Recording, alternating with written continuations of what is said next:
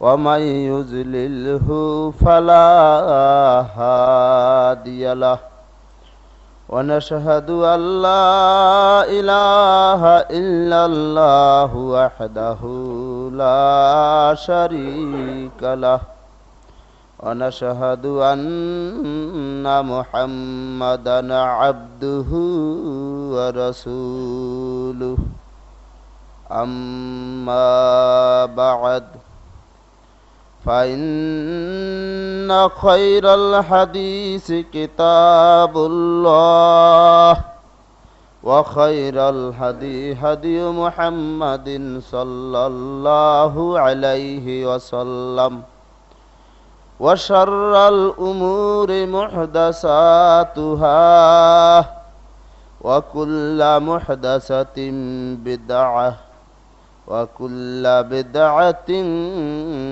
ضلالة وكل ضلالة في النار فأعوذ بالله من الشيطان الرجيم بسم الله الرحمن الرحيم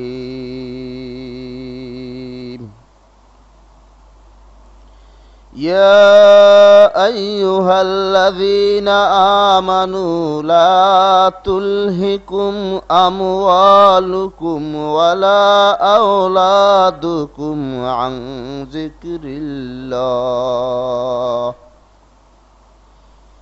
যাবতীয় প্রশংসা মহান আল্লাহ রাব্বুল আলামিনের দরবারে, যিনি আমাদেরকে আশরাফুল মাখলুকাত হিসাবে সৃষ্টি করে এই পৃথিবীতে সাময়িক সময়ের জন্য প্রেরণ করে এই পৃথিবীতে বসে আল্লাহকে সঠিকভাবে স্মরণ করার বিধিবিধান আমাদের প্রতি নাজিল করেছেন। এজন্য আমরা কলেমাত শুকর আদায় করছি, আলহামদুলিল্লাহ। লাখ লাখ দুরুদ সালাম নবী মুহাম্মদ রাসূলুল্লাহ সাল্লাল্লাহু আলাইহি ওয়াসাল্লামের উপরে, যার সুন্নাহর মাধ্যমে বিভ্রান্ত পথে এবং বিদআতি তরিকায় আল্লাহকে স্মরণ না করে সঠিক বিশুদ্ধ তরিকায় আল্লাহকে স্মরণ করার সার্বিক জ্ঞান আমাদের সামনে উজ্জ্বলভাবে এখনো বিদ্যমান আছে। সত্যি যদি নবী মুহাম্মদ রাসূলুল্লাহ সাল্লাল্লাহু আলাইহি ওয়াসাল্লামের সুন্নাহ আমাদের সামনে না থাকতো, তাহলে কে জানতো যে আল্লাহকে কোন ভাবে ডাকলে আল্লাহ পাক খুশি হবেন? মূর্তিকে সামনে নিয়েও হয়তো আল্লাহকে স্মরণ করতে পারতাম যদি নবী মুহাম্মদ রাসূলুল্লাহ সাল্লাল্লাহু আলাইহি ওয়াসাল্লামের সুন্নাহ আমাদের মাঝে বিদ্যমান না থাকতো। নবী মুহাম্মদ রাসূলুল্লাহ সাল্লাল্লাহু আলাইহি ওয়াসাল্লামের দীর্ঘ 23 বছরের সংগ্রাম, সাধনা, আন্দোলন এটা ছিল এই যে আল্লাহ আমাদেরকে সৃষ্টি করেছেন তার স্মরণের জন্য, তার ইবাদতের জন্য, তাকে ডাকার জন্য, তাকে ঝাপার জন্য। তো আল্লাহকে কোন ভাবে ডাকলে আল্লাহ খুশি হবেন, কোন তরিকা আল্লাহ আমাদেরকে নির্ধারণ করে দিয়েছেন ডাকার জন্য, এগুলি মানুষের সামনে তুলে ধরা, সিরাতুল মুস্তাকিমের উপরে বিদ্যমান থেকে আল্লাহর বিধিবিধান অনুযায়ী আল্লাহকে ডাকা, এই তরিকা, এই কানুন কায়েমের জন্য, প্রতিষ্ঠার জন্যই নবী মুহাম্মদ রাসূলুল্লাহ সাল্লাল্লাহু আলাইহি ওয়াসাল্লাম দীর্ঘ 23 বছর সংগ্রাম সাধনা করেছেন। আজকের আল্লাহকে ডাকার নামে, আল্লাহ স্মরণের নামে, আল্লাহর জিকিরের নামে বিধর্মীরা যারা কাফের, মুশরিক, তারা তো নিজেরা নিজেদের ইচ্ছা মতো অনেক তরিকা, অনেক নিয়ম, অনেক কানুন তারা তৈরি করে নিয়েছে। ওই কানুনের ভিত্তিতে তারা আল্লাহকে ডাকে। কিন্তু মুসলমানদের মধ্যেও নবী মুহাম্মদ রাসূলুল্লাহ সাল্লাল্লাহু আলাইহি সাল্লামের সুন্নাহ বিদ্যমান থাকা সত্ত্বেও এক শ্রেণীর লোকেরা আল্লাহর নামকে বিকৃতি করে এরপরে নানান তরিকা আবিষ্কার করে তারপরে আল্লাহর পরিচয় মারেফাতের নামে আজকের সমগ্র ভারত উপমহাদেশে বেদাতি তরিকাই আল্লাহকে ডাকছে, হিন্দু মুশরিকদের তরিকাই আল্লাহকে ডাকছে। এদের বিশ্বাস হিন্দুদের বিশ্বাস থেকে তেমন পার্থক্য কিছুই না। অনেক ব্যাপারেই হিন্দুদের সাথে এদের বিশ্বাস একাকার। আবার আমাদের সমাজে এদের বিরোধিতা করতে গিয়ে আর একটা গ্রুপ এমন হয়েছে, এরা জিকিরের নাম শুনলেই বলে যে জিকির মানেই বেদাত। এটা হয়েছে উগ্রবাদী গ্রুপ, যেটাও আসলে সঠিক নয়। আল্লাহর জিকির এটা ফরজ ঠিকই। এই আমাদের দেশে পীর মুরিদি পন্থীরা কোরআনের আয়াত থেকে আর হাদিস থেকে অসংখ্য দলিল দিয়ে বলে যে আল্লাহর জিকির যে করে না সে তো গাফেল, উদাসীন, জাহান্নামে যাবে, জান্নাতে যাবে না, আল্লাহর জিকির ছাড়া মুক্তি নাই। অতএব পীরের মুরিদ হইয়া তারপর সে আল্লাহর জিকির শেখো। এই প্রভাবটা যেমন আমাদের দেশে সরল মনের মুসলমানদের উপরে ব্যাপকভাবে পড়েছে, এই প্রভাবটা অনেক আহলে হাদিস এলাকায় পড়েছে।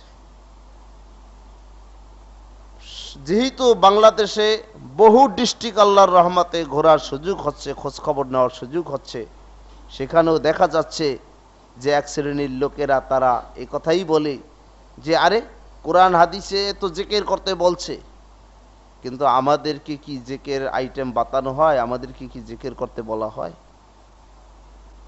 এই জন্য আজকের আমার খুতবার আলোচ্য বিষয় হচ্ছে জিকির ফরজ, কিন্তু সেটা কোন জিকির ফরজ? তথাকথিত প্রচলিত এই জিকির ফরজ, না আল্লাহ পাক কোরআনে এবং নবী মুহাম্মদ রাসূলুল্লাহ সাল্লাল্লাহু আলাইহি ওয়াসাল্লামের হাদিসে যে জিকির আছে সেই জিকিরটা ফরজ? এটাই হচ্ছে আজকের আলোচনার বিষয়। প্রথম কথা হচ্ছে যে জিকির যে ফরজ, এর দলিল কোথায়?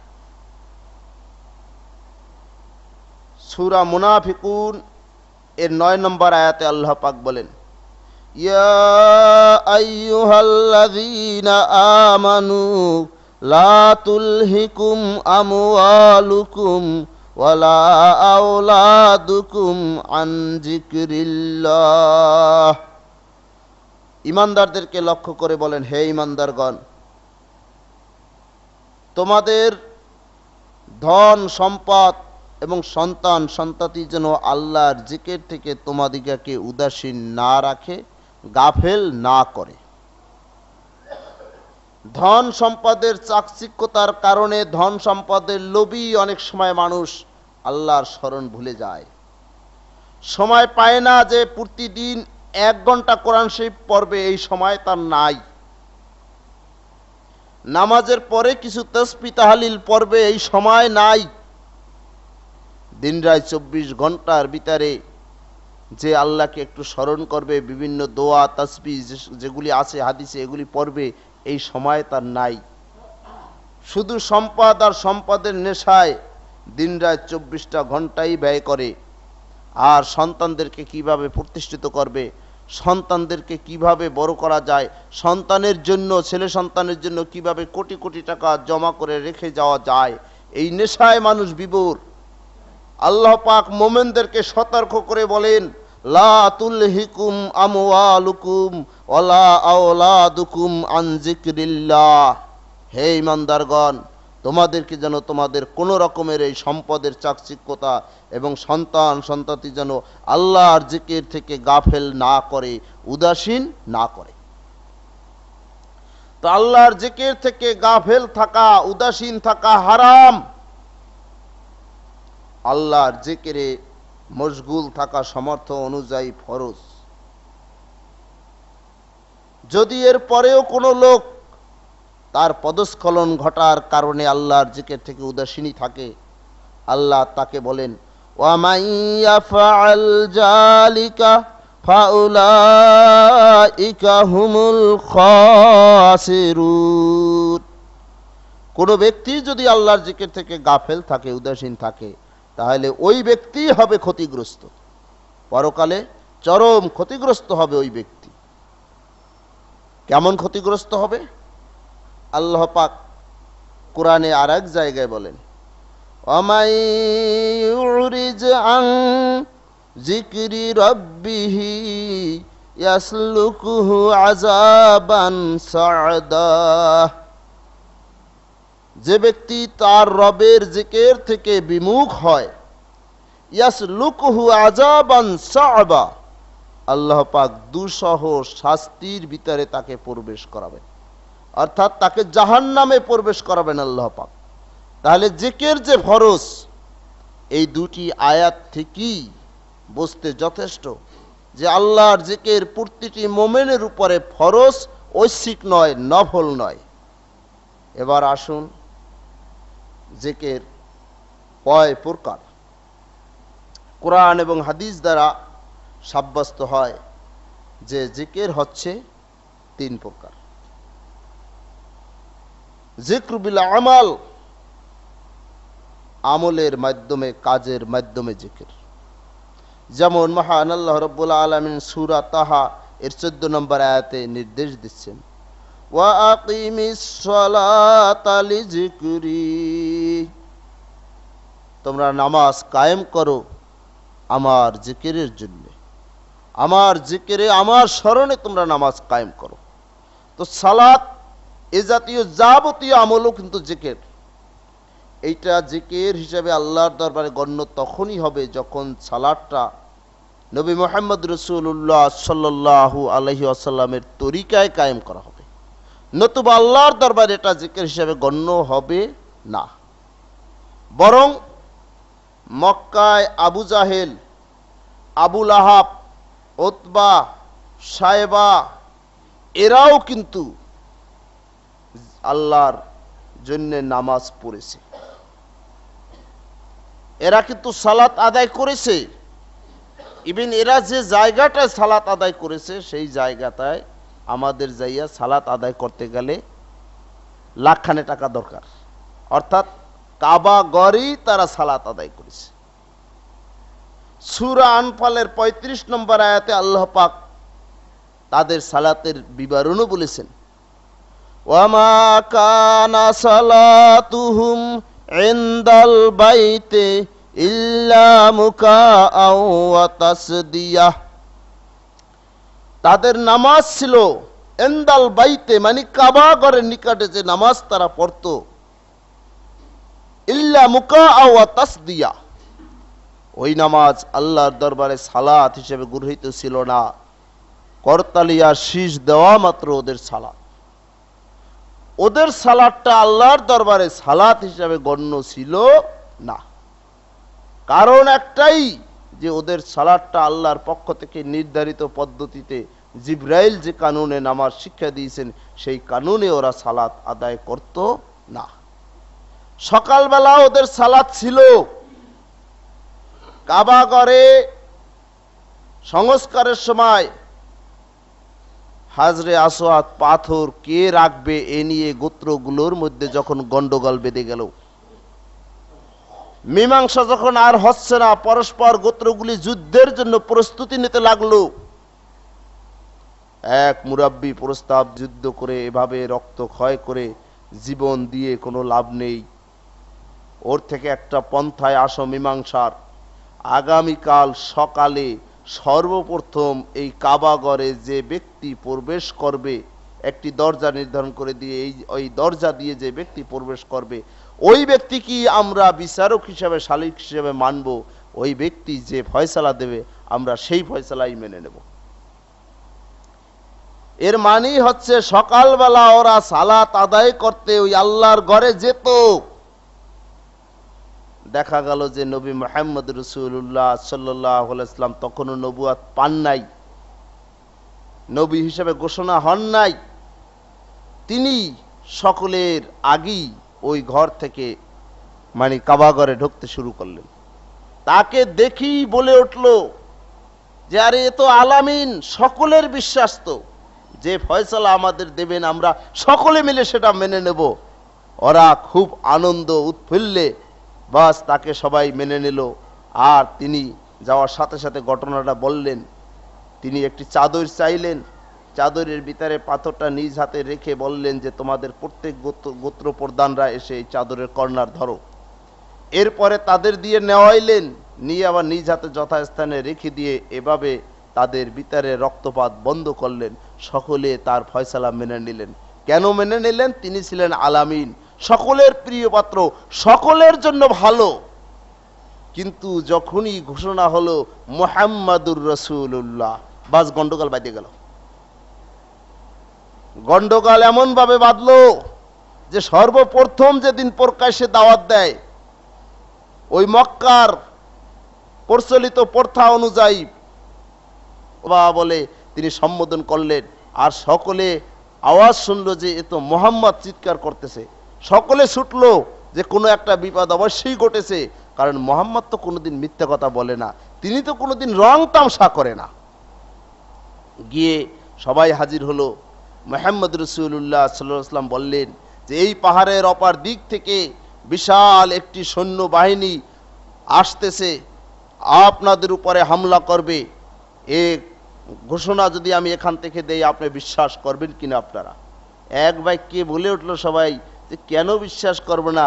তুমি তো আমাদের সোনার ছেলে, তুমি তো কোনোদিন মিথ্যা কথা বলো নাই, তুমি তো কোনোদিন ধোঁকা দাও নাই, তুমি তো কারো পয়সা করি আত্মসাৎ করো নাই, সুতরাং তোমার কথা আমরা বিশ্বাস করব না। কেন? এরপরে আল্লাহ নবী বললেন যে তোমরা যে পথে আল্লাহকে ডাকছো, স্মরণ করছো, যে পথে তোমরা চলছো এটা সঠিক পথ নয়।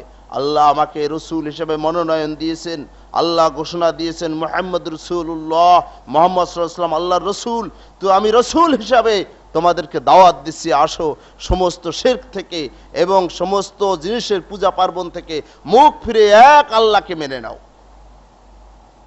সাথে সাথে আল্লাহ নবীর দাওয়াত কিন্তু গ্রহণ করেই নাই, উল্টা আবু লাহাব আল্লাহ নবীর গায়ে পাথর নিক্ষেপ করে বলে তাব্বাত লাকা ইয়া মুহাম্মদ, ধ্বংস হোক মুহাম্মদ তোমার, আলেহাজা দাওয়াতানা, এই সকালবেলা এই ধরনের একটা সংবাদ শোনানোর জন্য আমাদের ডাইকে আনছো? তো ওরা নামাজ পড়তো কিন্তু রসুলের তরিকায় না, রিসালাতকে ওরা স্বীকার করে নাই। সুতরাং তরিকায় হবে না সেই সালাত আর সেই জিকির মুসলমানদের জন্য অনুসরণীয় সালাত আর অনুসরণীয় জিকির হতে পারে না। মুসলিম শরীফ, বুখারী শরীফ দুইটা কিতাবই আয-যিকরু বা'দা সালাতিল মাকতুবা, ফরজ নামাজের বাদেও জিকির চ্যাপ্টার রয়েছে। বাবু মাজালিসুজ জিকির, জিকিরের বিরাট চ্যাপ্টার রয়েছে।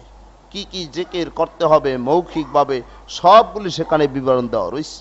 অন্যান্য কিতাবে তো আছেই, মিশকাত শরীফেও আছে কিতাবুদ দাওয়াত, সেখানে মিশকাত শরীফের ভিতরে যত ধরনের দোয়া করতে হবে সেগুলি তো আছেই। এবং আল্লাহর কি কি নাম, যেই নামগুলি ধরে আল্লাহকে ডাকা যায় সবকিছু হাদিসে আছে। এগুলির সাথে কোনো মিল নাই প্রচলিত তরিকার, প্রচলিত জিকিরের,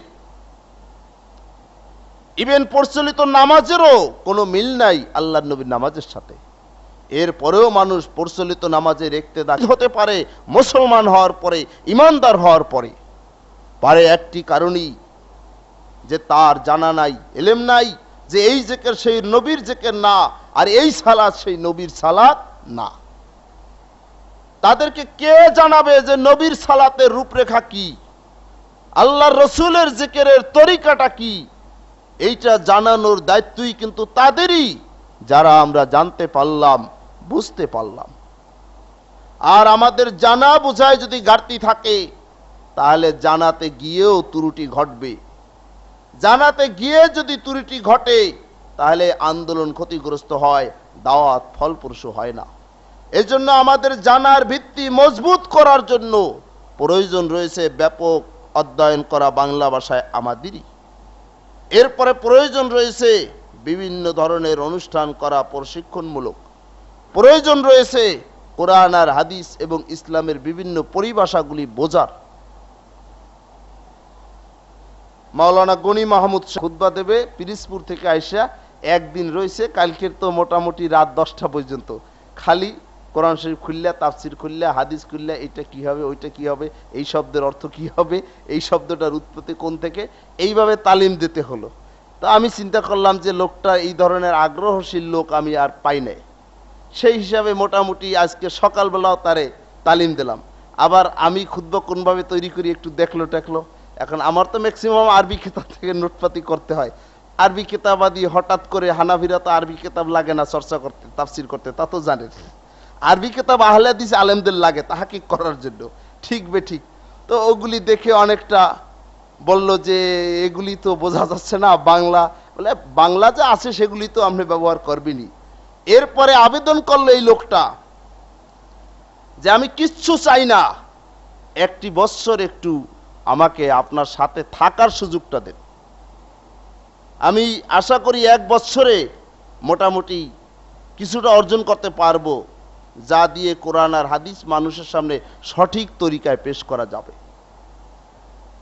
তার আলোচনা হয়তো এখানে অনেকে শুনছেন, আলোচনায় কিন্তু খারাপ না, কিন্তু এই লোকটা হানাফি জগতের 22 বছরের মুফাসসির, বড় বড় স্টাইজে, আর তারও কয় যে কমপক্ষে 1 বছর দরকার, একটু থাকার সুযোগটা করে দেন। তো শিখতে হলে সময় ব্যয় করতে হবে, পড়তে হবে, চেষ্টা করতে হবে, নতুবা কিন্তু কোনো জিনিসই এমনি এমনি শেখা যায় না। এরকমের বহুত আছে, চিঠি দিলে দেখবেন 50-60 জন আলেম এসে উপস্থিত হবে। তারা হয়তো শিখতে চাইবে, জানতে চাইবে, বুঝতে চাইবে, কিন্তু তাদেরকে তালিম দেওয়ার জন্য যাতে তারা সারা বাংলাদেশে সহি তরিকায় কোরআন হাদিস সাপ্লাই দিতে পারে, এটা তো একটা সময়ের ব্যাপার। এই আমার আব্বা বেড়াইতে আসছিলেন, এই 3-4 দিন আগে হয়তো তুলে দিয়ে আসলাম, ঠিক না তৌহিদ ভাই? আমি তৌহিদ ভাই শাকিল যাই তুলে দিয়ে আসলাম।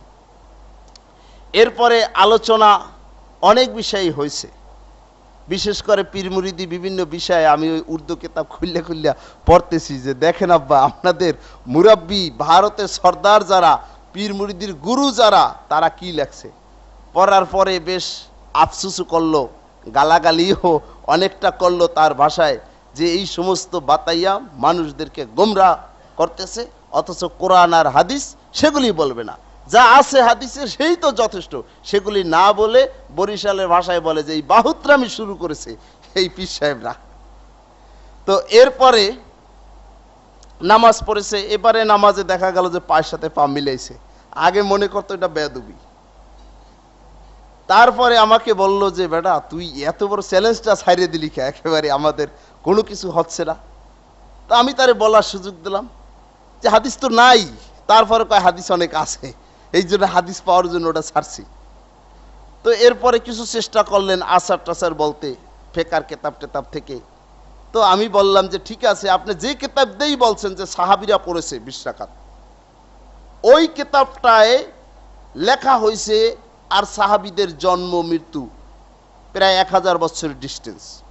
1000 বছর পরে সাহাবীদের থেকে ওই কেতাবে কিভাবে আসলো, আপনি যদি সহি প্রমাণ দিতে পারেন যে ওই কেতাবে সাহাবীদের থেকে এই সহি সনদে এসেছে সাহাবীরা 20 রাকাত পড়েছে, তাহলে আমার বেদাত শব্দটা আমি উল্টো করে দেব। কারণ আমি সাহাবীদের সামনে বেদাত শব্দটা লাগানো আমি সাহস করছি না, কারণ সাহাবীরা রাসূলের ডাইরেক্ট ছাত্র, তারা যদি 20 রাকাত পড়েই থাকেন আর সেইটা যদি সাহাবীরা কেউ নিষেধ না করে, তাহলে আমার বেদাত শব্দটা আমি উল্টো করে নেব। কয় যে আমার দেখতে হবে। এর মানে হচ্ছে তাহাকিক তারাও করে না, 24 বছর হাদিস ঠিকই পড়ান, ইভেন সিয়াসেত তাক যেটা ধরে সেটা শেষ করায় পড়াইয়া, কিন্তু এই প্রচলিত বাজারে যা কিছু আছে এগুলি সনদের ভিত্তিতে আদৌ তাহাকিক তারাও করেন না, যদিও তারা মুহাদ্দিসদের উচ্চ শিখরে আছেন, কামেল কেলাসি পড়ান। এই তাহাকিকি মাদ্দার অভাব, এই বিশ্লেষণ করে সঠিকটা নির্ণয় করার একটা জজবা, এই জজবার বড় অভাব। এই জজবা সৃষ্টি করার জন্যই আহলে হাদিস আন্দোলন দরকার। আর আমরা যদি এটা পারি তাহলে দেখবেন আমাদের আলেমদের কিন্তু সমস্যা হবে না। জোরালোভাবে দাঁড়াতে পারলে, কিন্তু জোরালোভাবে আমাদের অনেক ভাই দাঁড়াতে পারেন না। যিনি চাকরি করেন, চাকরির খাতিলে বলে যে আরে একভাবে করলে হচ্ছে। মাযহাব বলে না, মাযহাবের বিরুদ্ধে আমার কোনো বিতর্ক নাই। এরকম আমাদের মধ্যেও বড় বড় আলেমরা বলে যে দরকার কি আছে, যে যেভাবে চলে চলতে থাকুক। শুধু এই কারণে যে সে চাকরি করে, তার চাকরিটা বাঁচানো প্রয়োজন, সমাজ আছে নিয়ে ওই সমাজে তাল মিলাই চলা প্রয়োজন। কিন্তু শক্ত হলে অবশ্যই মানুষের ভিড় জমে, এতে কোনো সন্দেহ নাই। আমরা দেখেছি বহুত আলেম ওলামা আমাদের সাথে পাচ্ছি। এই খুলনায় বহুত আলেম আছে যারা আমাদের সমর্থন করে, ইভেন বলিষ্ঠভাবে বলে যে এরা হক দল। ইভেন কেন্দ্রীয় পর্যায়ে প্রায় 100 খানেক আলেম তারা আমাদের সাপোর্ট দেয়। সামনে এমন একটা পরিস্থিতি আসতেছে যে সমস্ত আলেমরা ঐক্যবদ্ধভাবে যারা জাতীয় পর্যায়ে আছে, বিরাট একটা গ্রুপ যে আহলে হাদিস হক আন্দোলন এই ঘোষণা দিতে যাচ্ছে, তারা চিন্তা ভাবনা করতেছে। কিন্তু আমরা যদি পিছিয়ে থাকি তাহলে ওই সাইদি সাহেব, আবুল কালাম আজাদ, কামালউদ্দিন জাফরি দুই একজন এই টুকটাক চিল্লে মরে যাবে। ওই জাতীয় পর্যায়ে ওইভাবে ঘোষণা দেওয়ার সাহস তারা করবে না। কিন্তু আমরা চ্যালেঞ্জ দিয়ে মজবুতভাবে দাঁড়াই থাকি যে হক হচ্ছে যা রসুল থেকে প্রমাণিত সেটাই। এর বিপরীত যত তরিকা আছে, যত মাযহাব আছে, যত কানুন আছে, যত ধর্ম আছে, যত কর্ম আছে, বিলকুল সব কিছু গোমরাহি, পথভ্রষ্ট। তাহলে দেখবেন যে আমাদের আন্দোলন যখন মজবুত হবে, চাঙ্গা হবে, তখন ওই জাতীয় পর্যায়ের আলেমরা কিন্তু কোনো এক সময় ঐক্যবদ্ধভাবে ঘোষণা দিয়ে দেবে যে আহলে হাদিস আন্দোলন এটা একটা হক আন্দোলন, সালাফি আন্দোলন এটা একটা হক আন্দোলন। সমগ্র আরব জাহান শিরক আর বিদআতে ভরে গিয়েছিল। প্রতিটি সাহাবীর কবরকে পূজা করা হতো। একজন সাহাবীর কবরও ছিল না যেই কবর পূজা না করা হতো, সিজদা না দেওয়া হতো, সাহাবীর কবরে চাওয়া না হতো। রাজা বাদশারা তাদের কাজ তারা করত। হজ করতে যাইয়া লক্ষ লক্ষ মুসলমান মুশরিক হয়ে চলে আসতো, রসুলকে সেজদা দিয়ে রসুলের সাহাবীদেরকে সেজদা করে। ইতিহাস সাক্ষী দেখুন, এই আহলে হাদিস আন্দোলনের কারণে বিপ্লব ঘটার পরে সমস্ত সাহাবীদের কবর গুঁড়ো করে দেওয়া হয়েছে, সমান করে দেওয়া হয়েছে। এরপরে রাষ্ট্রীয়ভাবে আইন করা হয়েছে যে সব থেকে শক্তিশালী পুলিশ রাখতে হবে নবী মুহাম্মদ রাসূলুল্লাহ সাল্লাল্লাহু আলাইহি ওয়াসাল্লামের রওজা মোবারকে। কোন রকম মুখ থেকে শিরকি বাক্য বললি ধরম করে পিটান দিয়ে একদম বের করে দেওয়া। কোন রকম সেজদায় পড়লি তার পাছার উপরে বাস পিটান দিয়ে একেবারে চামড়া খসে দেওয়া। এভাবে ওই মুহাম্মদ রাসূলুল্লাহ সাল্লাল্লাহু আলাইহি ওয়াসাল্লামের মাজারে কোন লোক এখন যদি কোন ধরনের শিরকি কিছু করতে চায় তাহলে তাকে পুলিশ পিটায়, আর ওই জায়গায় তাকে দাঁড়াতে দেওয়া হয় না। এটা সম্ভব হয়েছে মজবুতভাবে সেখানে রক্ত দেওয়ার জন্য বিশাল একটি কর্মী বাহিনী গড়ে উঠছিল। যুদ্ধ করে এরা প্রতিটি যুদ্ধে জয়লাভ করেছিল। তারপরে আজকের সমগ্র আরব জাহানে এখনো মাযহাবপন্থী মুশরিক আছে। কেহ শাফি মুশরিক, কেহ মালিকি মুশরিক, কেহ হাম্বলি মুশরিক, আর কেহ হানাফি মুশরিক। কিন্তু এতদা সত্ত্বেও সেখানে আহলে হাদিস সালাফি আন্দোলনই যে একটা হক আন্দোলন, টোটাল আরব জাহানে এটা সোচ্চার। একজন সালাফি আলেমের পিছনে নামাজ পড়ার জন্য সকলে সেখানে রাজি। একজন সালাফি আলেমের সেখানে কাজী হওয়ার জন্য, খতিব হওয়ার জন্য, মুফাসসির হওয়ার জন্য, অধ্যাপক হওয়ার জন্য, ইমাম হওয়ার জন্য সর্বোচ্চ অগ্রাধিকার রয়েছে।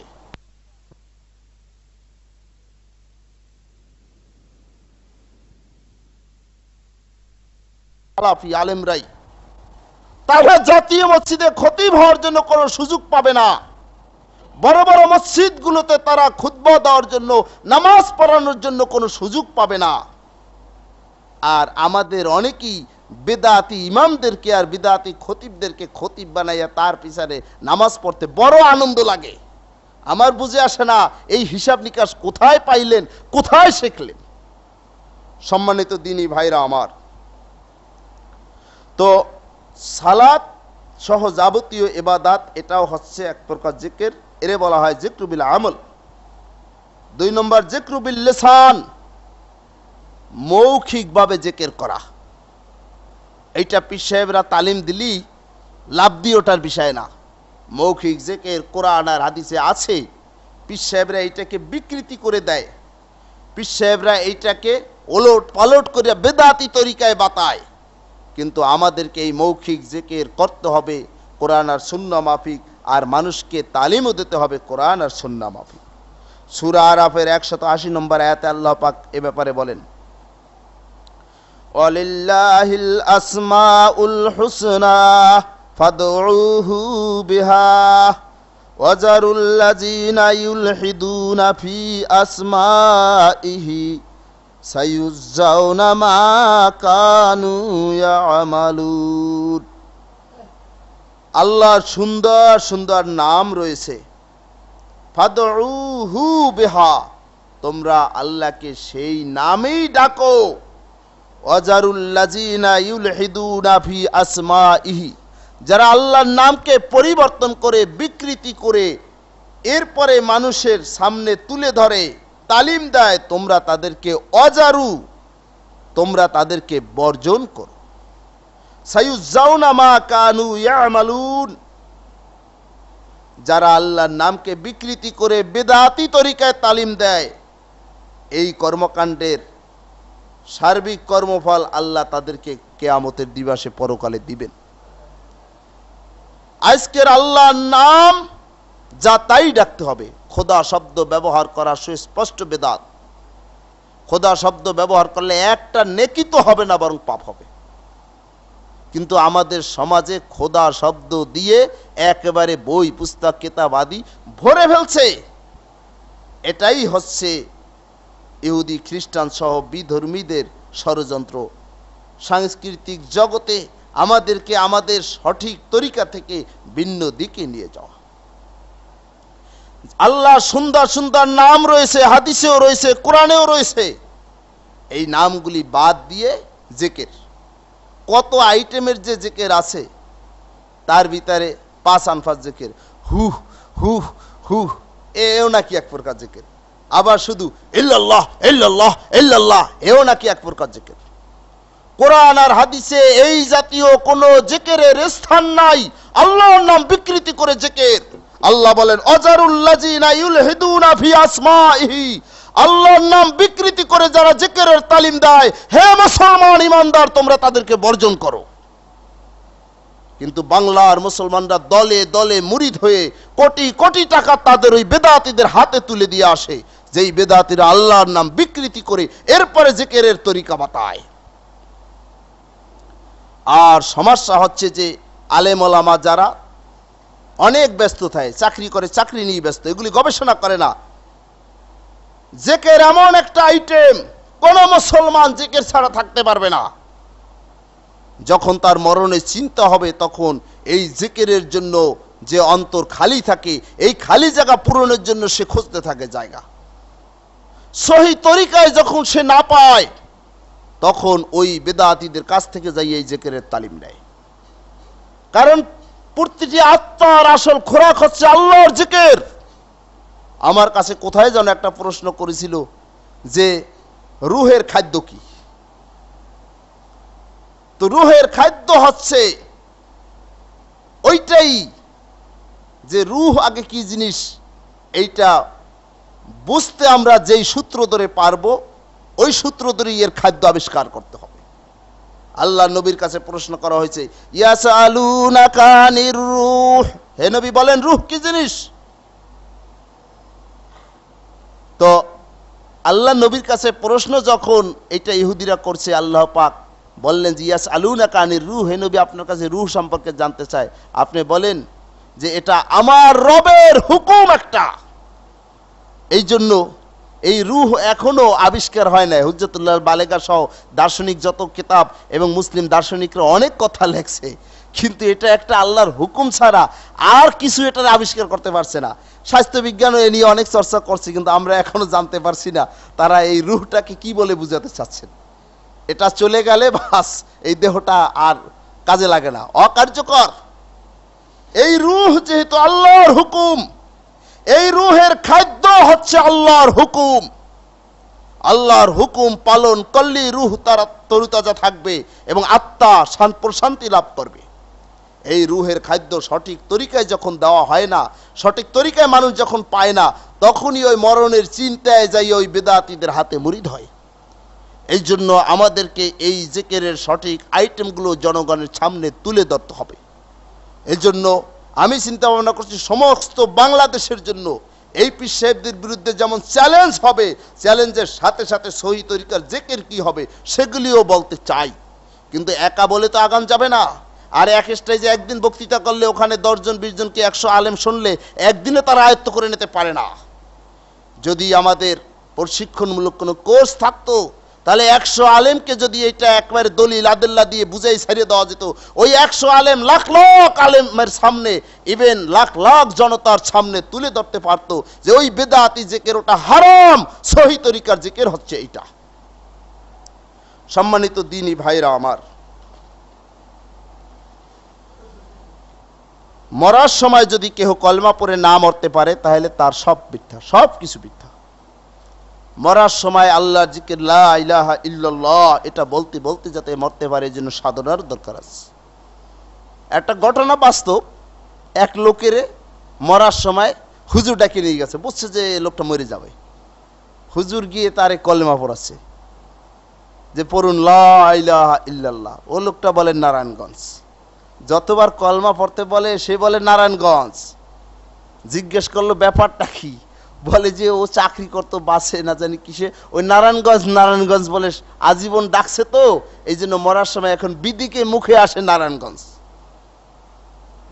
এই জন্য লা ইলাহা ইল্লাল্লাহ এই বাক্যের জিকির এটা মনে মনে বিভিন্ন সময় করার প্রয়োজন আছে।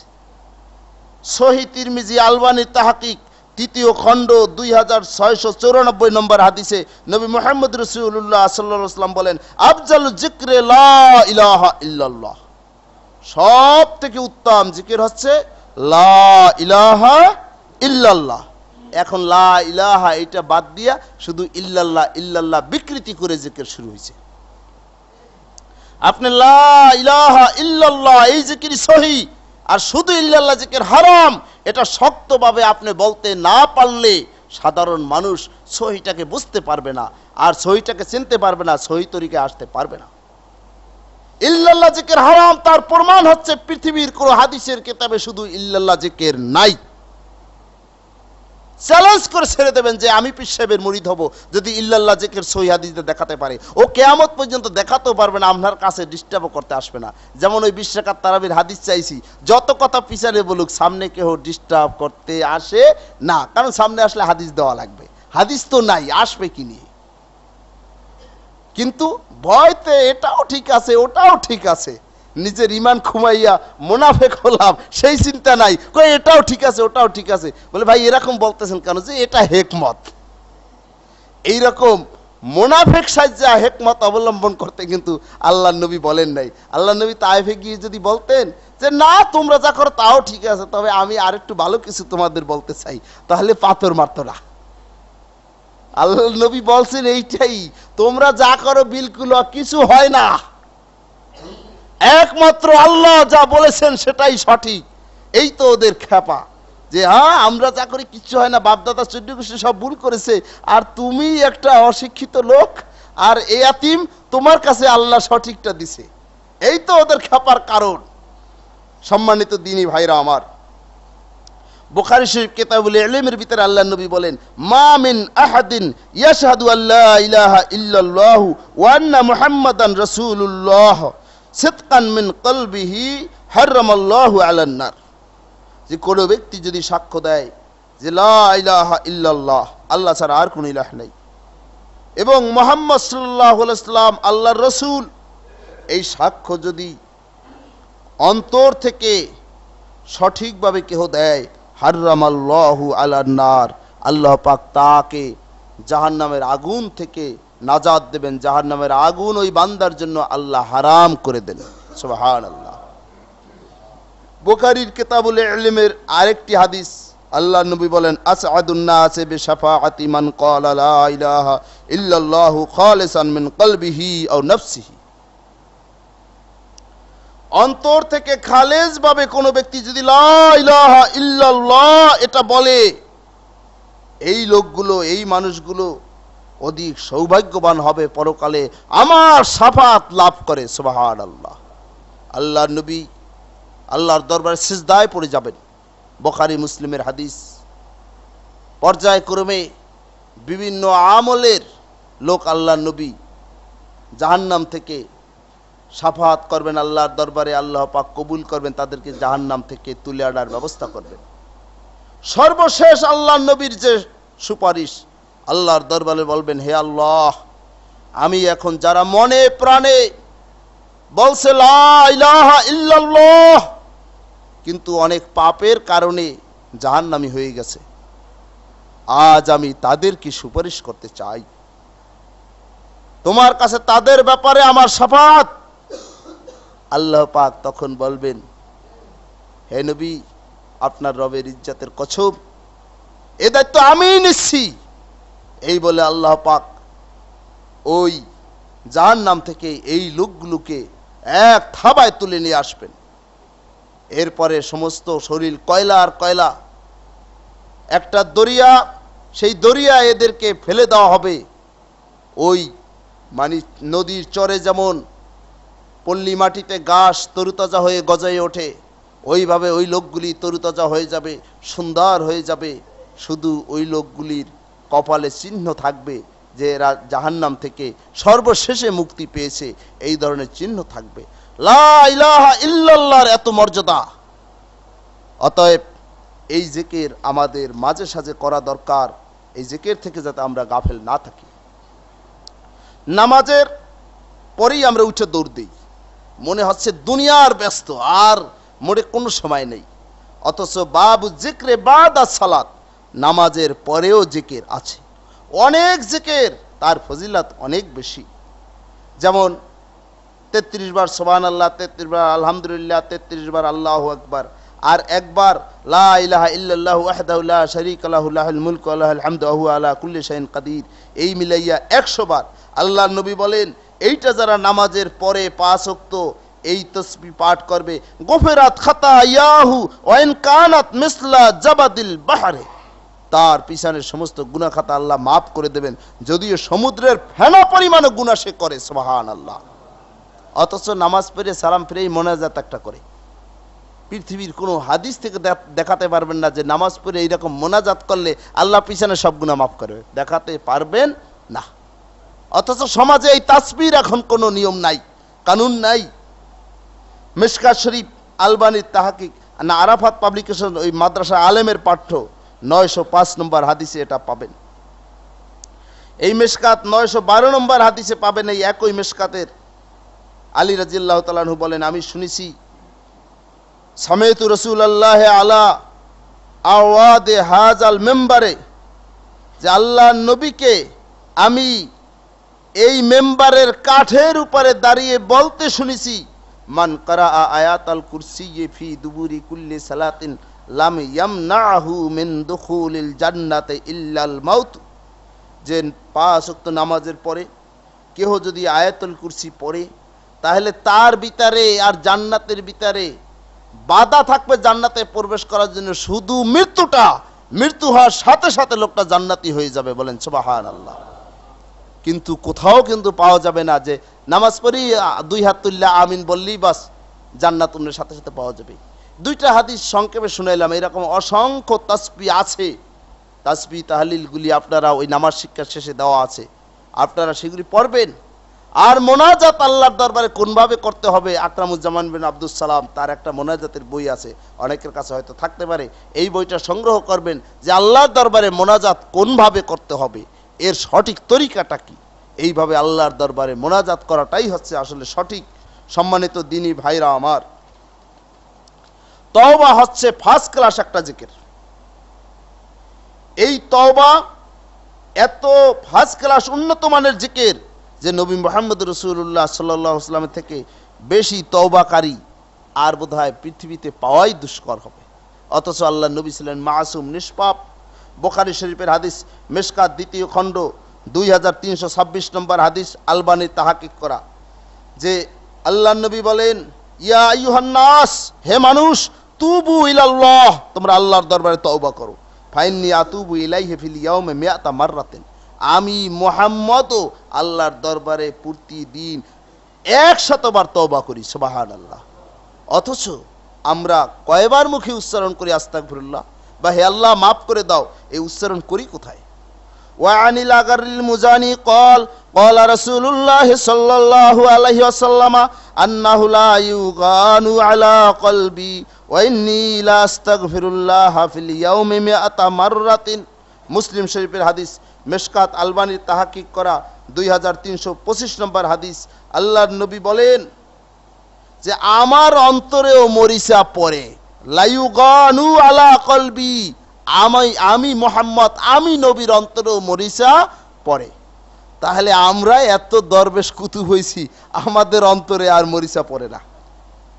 আল্লাহর নবী বলেন এই মরিচা আমি দূর করার জন্য ওয়া ইন্নী লা আস্তাগফিরুল্লাহ ফিল ইয়াউমি 100 মাররাতিন, প্রতিদিন আমি 100 বার তওবা করি আল্লাহর দরবারে, আস্তাগফিরুল্লাহ আস্তাগফিরুল্লাহ 100 বার কমপক্ষে আমি বলি। সুবহানাল্লাহ। অতএব আমাদের অন্তরে মরিচার কোনো অভাব নাই। এই মরিচা দূর করার জন্য এই তওবা নামক, আস্তাগফিরুল্লাহ নামক ইস্তেগফার করতেই হবে। যতবার পারি, যত বেশি পারি, তত বেশি করে মনে মনে বলতে হবে আস্তাগফিরুল্লাহ, হে আল্লাহ আমি তোমার কাছে ক্ষমা চাই। ওয়ান শাদ্দাদ ইবনে আউসিন قال قال رسول الله صلى الله عليه وسلم, আল্লাহর নবী আমাদেরকে সব থেকে একটি ইস্তেগফার শিখিয়েছেন, যেটার নাম আল্লাহর নবী নিজে রেখেছেন সাইয়্যিদুল ইস্তেগফার, অর্থাৎ ইস্তেগফারের, আল্লাহর দরবারে তওবা করার সরদার যে দোয়াটি, সেটা কি? আল্লাহুম্মা আনতা রাব্বি লা ইলাহা ইল্লা আনতা খলাকতানি ওয়া আনা আবদুকা ওয়া আনা আলা আহদিকা ওয়া ওয়া'দিকা মাস্তাতা'তু আউযু বিকা মিন শাররি মা সানা'তু আবু'ু লাকা বিনি'মাতিকা আলাইয়া ওয়া আবু'ু বিযামবি ফাগফিরলি ফাইন্নাহু লা ইয়াগফিরুয যুনুবা ইল্লা আনতা। قال ومن قالها من النهار موقنا بها فمات من يومه قبل أن يمسي فهو من أهل الجنة। এই ইস্তেগফার অনুবাদ করতে গেলে সময় লাগবে। আপনারা যে দোয়ার বইটা কিনছেন ওর ভিতরে আছে অনুবাদ সহ, বাংলা উচ্চারণ সহ, ওখান থেকে মুখস্থ করে নেবেন। আল্লাহর নবী বলেন যে দিনে যদি কেউ এই ইস্তেগফার করে, এই দোয়াটা পড়ে, তাহলে সন্ধ্যা হওয়ার আগে মারা গেলে ফাহুয়া মিন আহলিল জান্নাহ, সে জান্নাতি হয়ে যাবে। সুবহানাল্লাহ। আর ওমান ক্বালাহা মিনাল লাইলি ওয়া হুয়া মুকিনুন বিহা ফামাতা ক্বাবলা আন ইউসবিহা ফাহুয়া মিন আহলিল জান্নাহ, আর কোন ব্যক্তি যদি এইটা রাতে পড়ে, তাহলে সকাল হওয়ার আগে মারা গেলে সে ব্যক্তি ওই জান্নাতের অধিবাসী হয়ে যাবে। সুবহানাল্লাহ। বুখারীর হাদিস।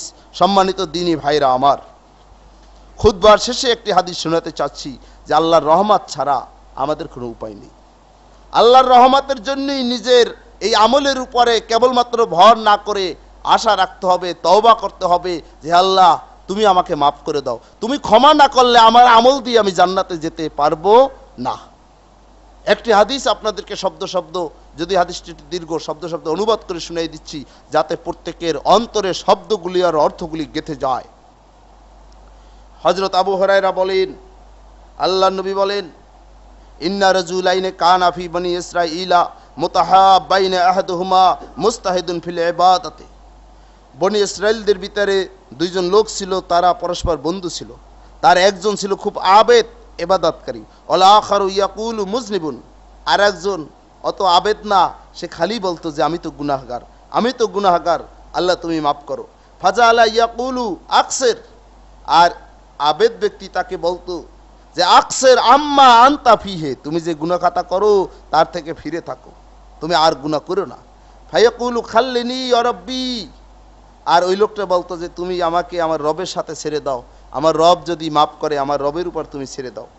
হাত্তা ওয়াজাদাহু ইয়াওমান আলা জামবিন ইস্তাজামাহু, একদিন বড় ধরনের একটা গুনাহ তাকে করতে দেখলো, একটা পাপের কাজ তাকে করতে দেখলো।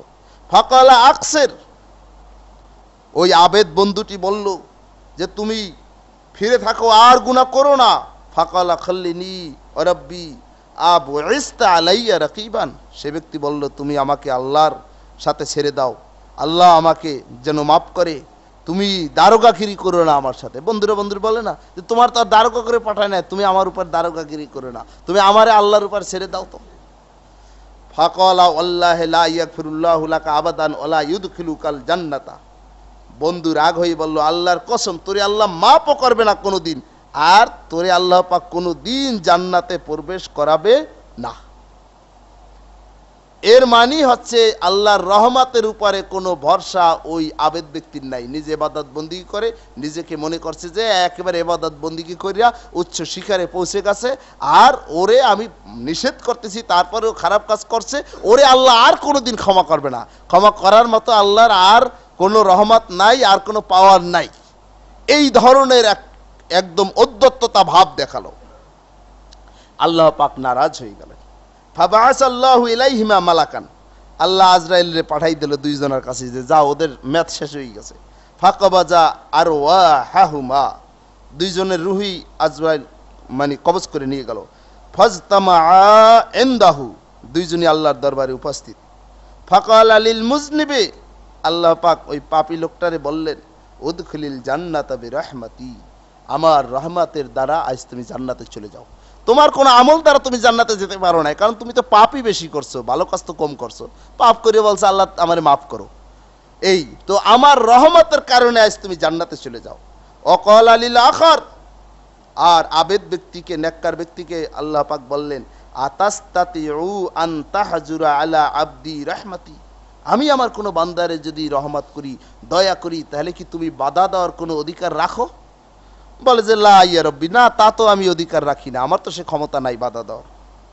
ক্বালা ইযহাবু বিহি ইলান নার, ফেরেশতাদের বললেন এর জাহান্নামে নিয়ে যাও, কারণ দুনিয়ায় অদ্যত্ত ভাব দেখাই আমার রহমত আছে এটা যেন মনেই করে নাই, এই কারণে, এই অদ্যত্ত ভাবের কারণে এর জাহান্নামে নিয়ে যাও। তাহলে আল্লাহর রহমত ছাড়া কোনো মানুষের মুক্তি নাই। আল্লাহর নবীকে সাহাবীরা বলতে ভুল করেন না, ইয়া রাসূলুল্লাহ, তাহলে আপনার কি জান্নাতে যাওয়ার জন্য আল্লাহর রহমত লাগবে? এত রিসালাতের দায়িত্ব পালন করে এই রক্ত ঝরাইলেন, কত মায়ের খেলেন, কত কষ্ট করলেন, বাড়িঘর ছাড়লেন, ইভেন নিজের ধন সম্পদ সব ব্যয় করলেন, আজীবন কষ্টেই গেল, 3 বছর জেল খাটলেন, আরো কত না কিছু করলেন। এরপরও ইয়া রাসূলুল্লাহ, আপনারও কি জান্নাতে যাওয়ার জন্য আল্লাহর রহমতের প্রয়োজন আছে? মুসলিম শরীফের হাদিস, আল্লাহর নবী বলছেন, আমি নবী মুহাম্মদ, আমিও আল্লাহর রহমত ছাড়া জান্নাতে যেতে পারবো না। আল্লাহ পাক আমাদেরকে তার ওই রহমত দ্বারা বেষ্টন করিয়া পরকালে আমাদের গুনাহখাতা সব মাফ করে জান্নাতে যাওয়ার তৌফিক দান করুন, আমিন। সম্মানিত দিনী ভাইরা আমার, আমাদের এবছরও একটি বড় ধরনের মাহফিল 12ই মার্চ এই মাহফিল হবে, আর মহসিন কলেজ ময়দানি আমাদের সকলের ঐক্যমতের ভিত্তিতে সিদ্ধান্ত হয়েছে 2 জন সৌদি মেহমান থাকবে। পোস্টারে তাদের নাম থাকবে না, কারণ এখন একটু সমস্যা আছে, পোস্টারে তাদের নাম প্রচার করতে গেলে প্রবলেম আছে, আন্তর্জাতিক চাপ আছে, এই জন্য পোস্টারে নাম থাকবে না, কিন্তু তারা উপস্থিত থাকবে, বক্তৃতা করবেন। ইভেন ওই চট্টগ্রাম ইসলামী ভার্সিটি থেকে, সেখান থেকে একজন আমরা ইসলামী চিন্তাবিদ প্রখ্যাত আলেম আনবো। এই কুষ্টিয়া ইউনিভার্সিটি থেকে 2 জন আমরা প্রখ্যাত আলেম ইসলামী চিন্তাবিদ আনবো। তাদের সবাইকে দাওয়াত দেওয়া হয়ে গেছে, কন্টাক্ট হয়ে গেছে। এই জন্য এই দৌলতপুর মসজিদে বাজেট দিয়েছে 11,000 টাকা আমাদের দিতে হবে। অতএব আপনারা দৌলতপুর মসজিদের যারা মুসল্লি সকলে কুপন নিয়ে এখান থেকে টাকাগুলি এইখানে জমা দেবেন, অন্য শাখায় না, কারণ সব জায়গায় কিন্তু এখন কালেকশন শুরু হয়ে গেছে। কারণ অন্য জায়গায় দিলে সেইটা তাদের মসজিদের কোটাটা পূরণ হবে, আর আমাদের বলবে যে আপনারা দিতে পারলেন না, আপনারা ফল্ট করছেন। আমরা ফল্ট করতে চাই না, আমরা আমাদের টাকা এই মসজিদে জমা করব, কুপন নিয়ে যাব, টাকা দিয়ে যাব। যারা কালেকশন করতে পারবেন তারাও কুপন নিয়ে যাবেন, যোগাযোগ করে এখন থেকে এই মাহফিলের প্রচার আর কালেকশন করবেন। আর 8ই মার্চ আমাদের মসজিদ কমিটির একজন সদস্য ওই তাহের আলী ভাইয়ের বাড়িতে সম্মেলন প্রতি বছরই হয়। এবার উনি এইখানে একটা বাস এখান থেকে যাবেন, আপনাদের সুবিধা যারা যেতে চান অর্ধেক খরচে মাত্র, ইভেন রাত্রে খাওয়া দাওয়াটা পাবেন, যে বাসে যাবেন ওই বাসে চলে আসবেন, এখান থেকেই বাস যাবে। আপনারা এ ব্যাপারে আমাদের মুয়াজ্জিন ফজর আলী মিয়ার কাছে লিস্ট দেবেন কারা কারা যেতে চান।